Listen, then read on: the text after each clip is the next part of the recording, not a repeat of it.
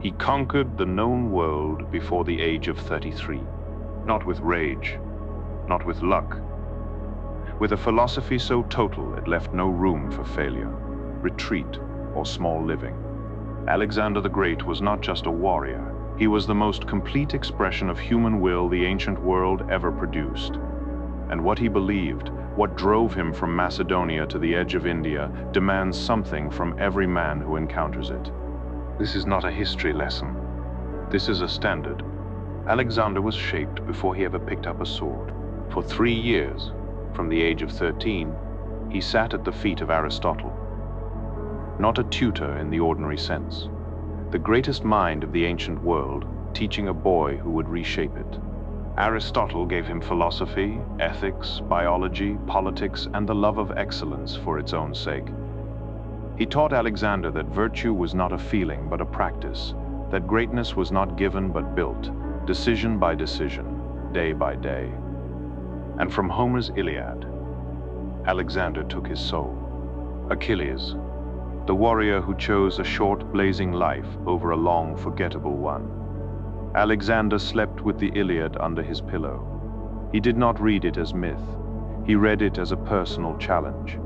He would surpass his hero, not in legend, in reality. At 20 years old, he inherited a fractured kingdom surrounded by enemies. Within a decade, he had destroyed the Persian Empire, the greatest military power on earth, and marched his army to the edge of the known world. This was not blind ambition. It was directed will. He studied his enemies before he fought them. He adapted their strengths and made them his own.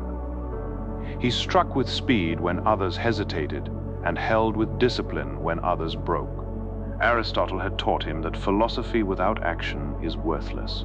Alexander made that lesson permanent. The true radicalism of Alexander was not his military genius. It was his vision of mankind. The Greeks divided the world into Hellenes and barbarians. Alexander rejected this entirely. He declared that every virtuous foreigner was a Greek, and every corrupt Greek worse than a barbarian.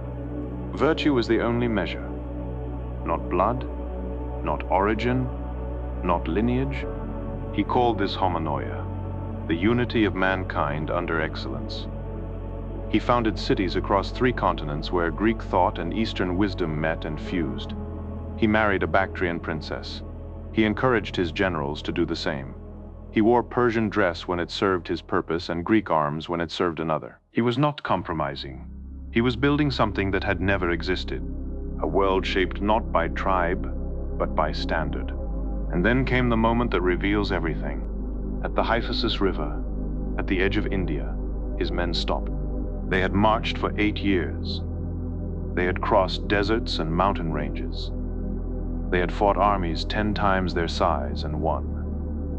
They had given everything a man can give. And they had nothing left. Alexander wept, not from weakness, from the collision between his vision and the limits of what men can endure. Ahos, he wanted to go further. He always wanted to go further. The horizon was never enough. But the greatest conqueror in history learned at the edge of India what no battlefield had ever taught him. There are limits that will not bend to will alone. The Stoics who came after him, Zeno, Epictetus, Marcus Aurelius, built their entire philosophy on this truth. The outer world is not fully yours to command. The inner world is, and mastery of the self is the only conquest that cannot be taken from you. Alexander conquered the external. The fortress within remained the harder battle. This is not his failure. It is his teaching. He showed what a man of total commitment can build.